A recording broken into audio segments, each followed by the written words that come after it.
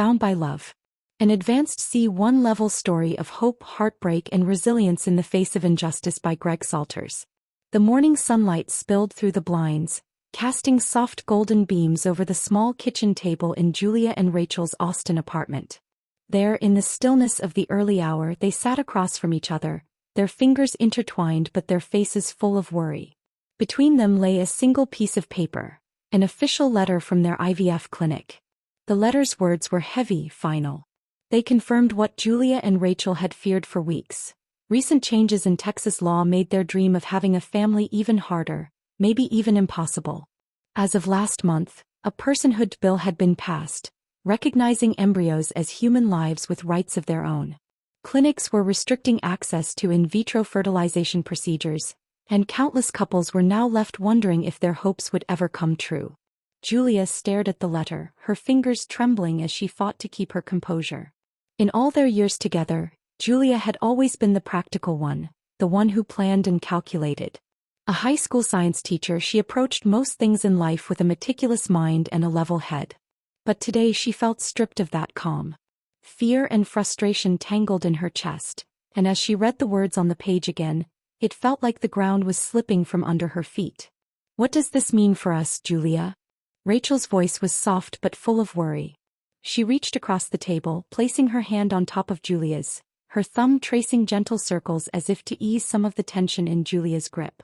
"It means," Julia paused, her voice caught in her throat. "It means they don't know if they can even give us IVF treatments anymore. They're talking about the embryos like they're people. They're saying freezing them might be illegal. And transferring them. If something goes wrong, Rachel, they could make us legally responsible." Rachel's face fell, her wide brown eyes filling with tears. She had always been the dreamer, the one who believed fiercely in the possibilities of life. An artist at heart, Rachel could see beauty in the smallest things, finding joy in moments that others overlooked. When they had first begun talking about having a child, she had lit up with excitement, dreaming of late-night feedings, family trips, and a nursery she would decorate with her own hand-painted murals. Now all those dreams felt threatened. For the first time, her optimism felt fragile. She forced herself to keep her voice steady as she whispered, "But there has to be another way. Maybe we can go to another clinic? Or, her voice trailed off as she saw the sadness in Julia's eyes. "I don't know, Rach. Other clinics are facing the same issues. They're all afraid of the new laws. And even if we could go to another state." Julia looked away, her own tears glistening. She hated feeling this powerless. The practical side of her wanted to fix things, to find solutions, but the stark reality was that this was a wall she couldn't break through. Rachel tried to hold on to hope. She began spending her days researching online, looking up clinics in other states and reading legal articles about the personhood bill. But the more she read, the more despair settled over her. Clinics outside of Texas could be an option, but the travel costs, the out-of-state fees, the legal paperwork, all of it felt insurmountable. At night, she lay beside Julia, her hand resting on her wife's back as they lay in a silence that neither of them had the energy to break. One evening, Rachel found herself alone in their living room, staring at a half-finished canvas. She'd started painting it weeks ago, filling it with soft pastels, images of warmth and light. It was meant to be a gift for their future child's nursery. Now it looked like a distant memory of a dream she'd been foolish enough to believe. As her brush moved aimlessly across the canvas, tears spilled over and she couldn't hold back a quiet sob. Hearing her, Julia came to her side. Wordlessly, she wrapped her arms around Rachel, holding her as the tears continued to fall. She could feel Rachel's heart breaking in the same way hers was, a pain they shared but couldn't escape.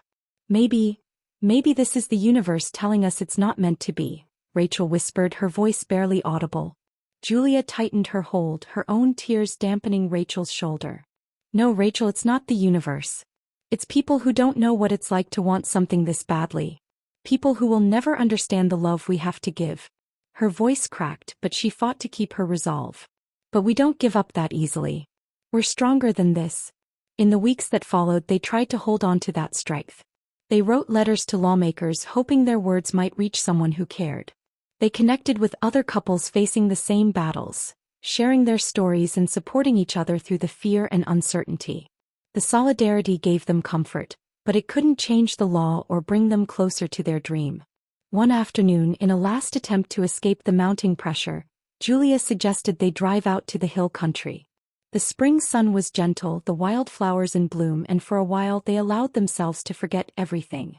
They lay on a grassy hillside, looking up at the clouds, their hands entwined. Rachel brought her sketchbook with her, and as they sat in the quiet beauty of nature, she began to draw. She sketched two figures, herself and Julia, sitting together, holding hands, silhouetted against a fading sunset. It was a simple drawing, but it captured everything she felt: the love, the pain, the hope, and the weight of their struggle. As she finished, she turned to Julia, her eyes full of a quiet sadness. "I'm grateful for you. No matter what happens, no matter what they say, we still have each other. And that's something they can't take away." Julia kissed Rachel's temple, her own heart full of both love and sorrow. "We'll keep fighting," she murmured. "But if we can't have a child, if this is how things have to be, I'll still love you more than anything. That's never going to change." They held each other as the sun set, their dreams slipping further from reach, yet their love grounding them in the moment. The weight of their loss lingered, a shadow they would carry, but they knew they would walk forward together, even if some dreams would remain just that, dreams. Thanks for listening. For more stories, visit the Queer Triptych at www.queertriptych.weebly.com. Don't forget to like and subscribe.